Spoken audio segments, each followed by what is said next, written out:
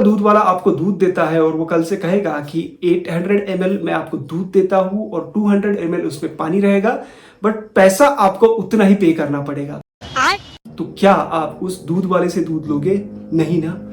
Government भी यही कुछ कर रहा है। अगस्त 22, 2025 सुप्रीम कोर्ट में एक PIL दाखिल किया गया है, जिसके तहत ये मांग की जा रही है कि सितंबर 1, 2025 से जो E20 पेट्रोल मैंडेटरी किया जा रहा है पूरे देश भर में, उस पर रोक लगा दी जाए।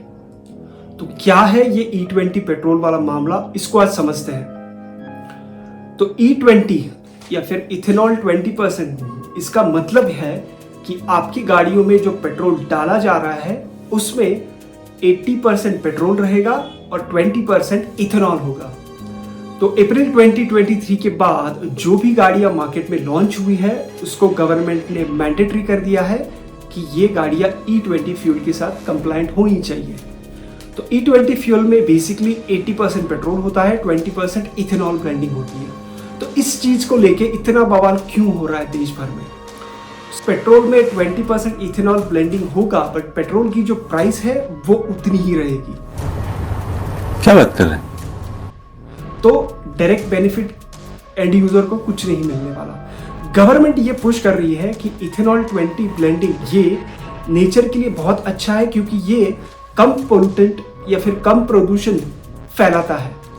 और इंडिया जैसी कंट्री में जहाँ से पूरा का पूरा क्रूड ऑयल बाहर से इंपोर्ट होता है, अगर हम 20% ब्लेंड करके पेट्रोल बेचते हैं तो हमारा उसमें फायदा होगा और हमें कम क्रूड ऑयल इंपोर्ट करना पड़ेगा, जो कि बहुत अच्छी बात है। बट एंड यूजर के लिए क्या इसके निगेटिव पॉइंट्स है, उसको समझते हैं। तो अगर आपके पास कोई बाइक है जो आपने अप्रैल 2023 से पहले ली है, या फिर कोई कार है जो अप्रैल 2023 से पहले ली है, तो ये गाड़ियां सिर्फ E10 कंप्लायंट है। इसका मतलब आपकी गाड़ी में जो पेट्रोल डाला जा रहा है उसमें अगर 10% इथेनॉल होगा तभी ये गाड़ियां ठीक से चलेंगी। और अगर आपकी कोई पुरानी गाड़ी में आप E20 फ्यूल डालते हो तो इससे प्रॉब्लम क्या होगा? तो क्योंकि इथेनॉल जो कि एक अल्कोहल होता है, वो आपकी गाड़ी में करोजन पैदा कर सकता है, जैसे कि आपकी टैंक हो गई या फिर आपके फ्यूल पाइप हो गया या फ्यूल पंप हो गया। इसमें करोजन का खतरा बना रहेगा, इंजन उतना स्मूथ नहीं चलेगा और आपकी गाड़ी माइलेज भी कम देगी। तो अगर आपने बहुत सारे ऐसे रिपोर्ट सुने होंगे जिसमें बहुत सारे लोगों ने कंप्लेन किया था कि उनकी गाड़ी उतना माइलेज नहीं दे रही है, इसका एक रीजन ये भी है कि जो आपको पेट्रोल मिल रहा है दैट इज नॉट 100% पेट्रोल, उसमें इथेनॉल ब्लेंड है।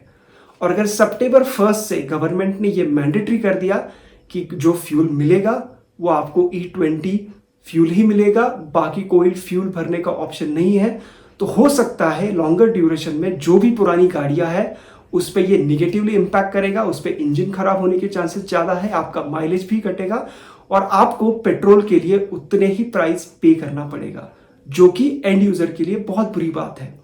और दूसरी एक चीज़ जो सबने नोटिस करनी चाहिए, अगर आपकी गाड़ी ज़्यादा प्रॉब्लम देती है, आपकी गाड़ी लो माइलेज देती है, तो हो सकता है कि लोग परेशान होके पुरानी गाड़ी बेच के नई गाड़ी लेने पे मजबूर हो जाए।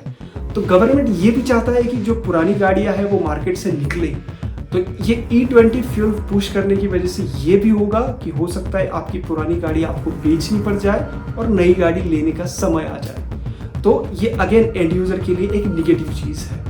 तो जो PIL फाइल की गई है उसमें ये मांग की गई है कि E20 पेट्रोल के साथ साथ सारी जो पेट्रोल पंप्स है वो नॉर्मल फ्यूल जो कि इथेनॉल का 0% ब्लेंड वाला पेट्रोल वो भी अवेलेबल करके दे, ताकि एंड यूजर के पास चॉइस होना चाहिए कि उसको उसकी गाड़ी में कौन सा पेट्रोल डालना है।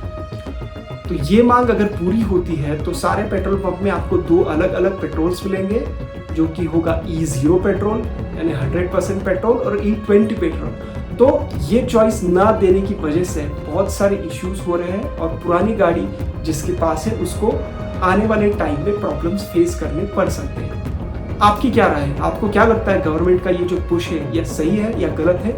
कमेंट करके जरूर बताइएगा। मिलते हैं नेक्स्ट वीडियो में। Bye bye.